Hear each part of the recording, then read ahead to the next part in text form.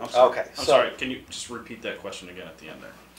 Why do you think you have problem with intelligent creator rather than you want to ascribe your brain to idiot or random events that somehow created you?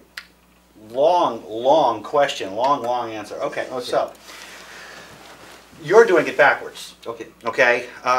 What we have is reason to believe that everything is random. What we have is reason to believe that everything obeys the laws of physics. You are taking the laws of physics and giving intelligence to it. And you're giving intelligence to it without reason to do so. In fact, you're giving intelligence to the first cause despite a lack of reason to do so. Now, what I need you to get is that ignorance of fact is not evidence for fiction. Okay? The fact that we don't know is not evidence that there's an intelligence. Okay? What I want you to, I mean, we talked about particles and you talked about physics, and really you're talking about a cosmological argument, you know, where did everything come from? And you're positing the fact that we don't know everything is actually support for an intelligence. There is no support, no matter what kind of math you use, no matter what kind of physics you use, there's no support for an intelligent force that lives outside the universe. That's why I don't do it. There's absolutely no reason to believe it. Now, you talked about matter and energy, matter coming in and out of existence. Apparently that's the case.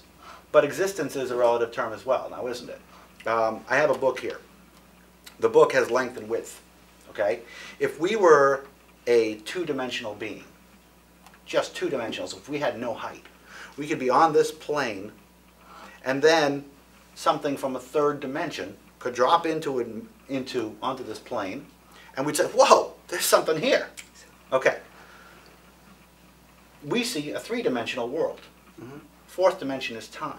Mm-hmm. Current scientific theory says that there are at least 12 dimensions. Yeah, even more than and they're hierarchical. Yeah. Some people say they're hierarchical. Again, above my level of knowledge. Useful. But the fact is that matter can possibly traverse these dimensions, and we just can't see it because we're three-dimensional beings. We're four-dimensional beings. That means you say there are unknowns, therefore you don't reach the judgment. You don't say there is no out of this matter that something affect this material universe. But there's no evidence to support an intelligence. Oh, intelligence. Okay, we're coming to that. But there's no evidence to support that. Are you intelligent being? Yeah, I'm an intelligent being. Okay. You think you are caused by what? By random mutations?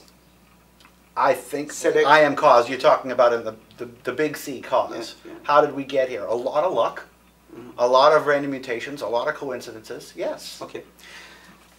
Please bear with me. Okay. The atoms, number of atoms in this universe, visible universe, we know, is about maybe 114. And there is an argument, there is an argument that the maximum number of stable element, the biggest one would be 114. Maybe it is controversial now, but let's say 114. We have 93 natural elements. The other rest, heavier elements, are created in lab. They're short-lived, but still they would have their own characteristics. Now, we see elements, heavier elements, are created through fusion by lighter elements, correct? Okay. It goes back to hydrogen. Mm-hmm. And stars, most of the stars made of hydrogen, then they, through fusion, they collapse, they deteriorate, they turn to helium and lithium and other heavy elements. Right. When they reach to iron, and it is death of star. Iron is the threshold. Now, hydrogen, several hydrogen atoms, when they fuse, they create helium. Mm-hmm. Therefore, helium must have the characteristics of the hydrogen influencing what kind of characteristics helium will have.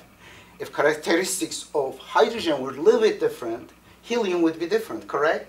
I assume so, yes. Yeah, it is kind of deterministic. I mean, yeah, the amount of protons, neutrons, and electrons are fixed. And the characteristics, basically the characteristics of helium was determined by the characteristics of hydrogens. Okay. Beautiful. Therefore, we call it In fact, yeah. And then helium comes in fusion with other hydrogen or other elements like lithium, and then helium create lithium, and then heavier elements like carbon created. Therefore, all of the information in these elements start with hydrogen.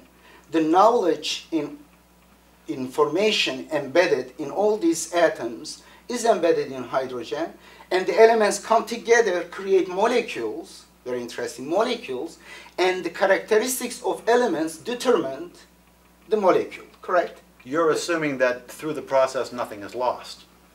Yeah, well, nothing lost. I say there is information transformation. The previous, the parent of that particular matter is determining what kind of matter this will be. Basically, it's generated from hydrogen. Yeah, okay, I can get you that. Okay.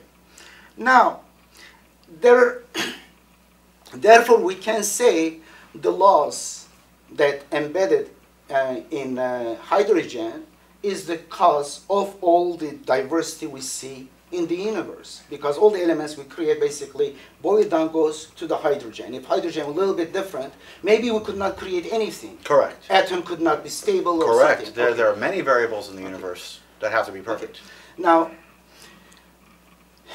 life comes into existence, let's say is first single cell. We call it life. Functionality, though the difference between living and non-living is not that clear. Very good. It is kind of like John of Cusa said, that infinite continuum. It is kind of correct. Not much categorical. Correct. Life is infinitesimal continuity. Yeah, life is really a chain reaction, a chemical chain reaction.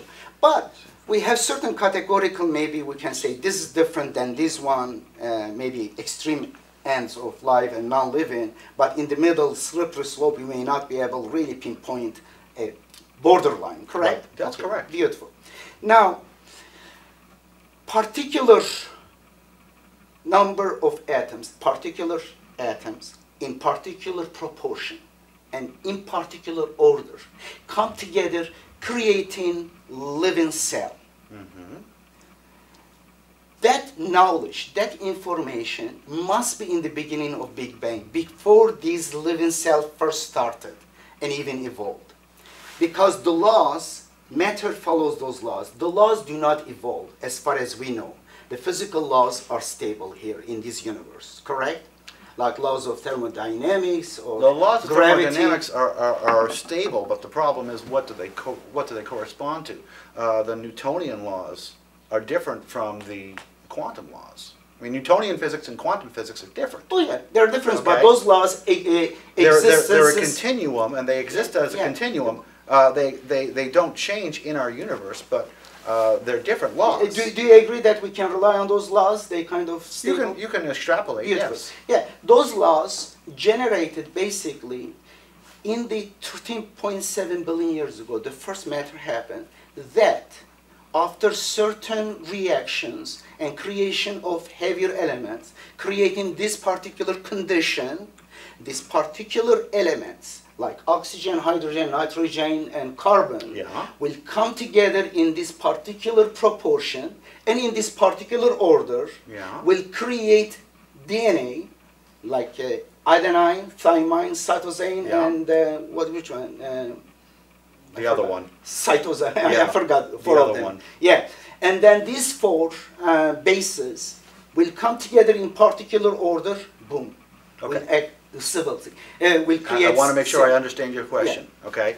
Are you saying that at the beginning of the universe, it was predetermined that life would be here? I don't say predetermined. Yeah, I could say that. Could be a stronger claim. But my weaker claim is this. In the beginning of the universe, the conditions that will create life as an information started at that. Life in such a condition, which deterministically, in fact, universe expanded, and the galaxies, the position of the even stars, it started from the early wrinkles in the universe. Those wrinkles was from the beginning. The heterogeneous nature of the universe. Mm-hmm. Therefore, it was there.